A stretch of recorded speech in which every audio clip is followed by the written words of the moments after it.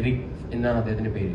അത് oil interested ബിസിനസ്സാണ്. America economic സമ്പത്തിന്റെ 4/1 അദ്ദേഹത്തിന് കയ്യിലാണ്. ഏകദേശം 400 ബില്യണാണ് അദ്ദേഹത്തിന്റെ ആസ്തി, ഏകദേശം 1857 കാലഘട്ടങ്ങളിൽ. അപ്പൊ ഇദ്ദേഹത്തിന് ഒരു 50 വയസ്സാകുമ്പോൾ ഒരു അസുഖം വന്നു. എന്ത് അസുഖമാണെന്ന് അദ്ദേഹം എത്ര പൈസ ഉണ്ടെങ്കിൽ പോലും അത് എന്ത് അസുഖമാണ് അദ്ദേഹത്തിന് വന്നത് എന്ന് കണ്ടുപിടിക്കാൻ സാധിച്ചില്ല. അതായത് മുടി മുഴുവൻ പോയി, അദ്ദേഹത്തിന്റെ ശരീരം ഭയങ്കര പ്രശ്നത്തിലായി. അങ്ങനെ അദ്ദേഹം ജീവിതത്തിൽ ഡോക്ടർ പറഞ്ഞു, നിങ്ങൾ അടുത്ത ഒരു വർഷം കൂടി ജീവിക്കുള്ളൂ, അത് നിങ്ങൾ എന്തായാലും മരണപ്പെടുമെന്ന് ഡോക്ടർ പറഞ്ഞു. അപ്പൊ ഇദ്ദേഹം ഇത് കേട്ടതും ഭയങ്കര വിഷമമായി. കാരണം ഇദ്ദേഹത്തിന് എത്ര പൈസ ഉണ്ട്, എന്നാൽ അയാൾക്ക് ഒരിക്കലും എന്ത് അസുഖം കണ്ടുപിടിക്കാൻ പറ്റില്ല, ചികിത്സിക്കാനൊന്നും പറ്റിയില്ല.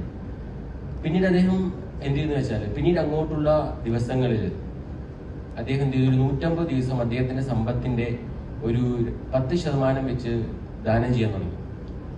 അദ്ദേഹം പുതിയ ബിസിനസ് ഇൻവെസ്റ്റ് ചെയ്ത് അദ്ദേഹം ഒരുപാട് ആളുകൾക്ക് കൊടുക്കാൻ വേണ്ടി തുടങ്ങി.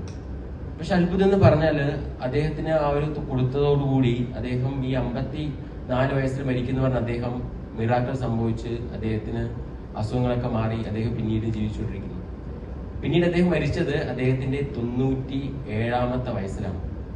അപ്പൊ ഇതിന് മനസ്സിലാക്കാൻ പറ്റുന്ന ഒരു കാര്യം എന്താണെന്നറിയോ, അദ്ദേഹത്തിന് ഒരു അസുഖം വന്നു, അദ്ദേഹം മരിക്കാതിരിക്കാനുള്ള പ്രധാന കാരണം അദ്ദേഹം എപ്പോഴാണോ കൊടുക്കാൻ തുടങ്ങിയത് അപ്പൊ തൊട്ട് അദ്ദേഹത്തിന് ആയുസ് കൂടാൻ തുടങ്ങിയെന്നുള്ളതാണ്.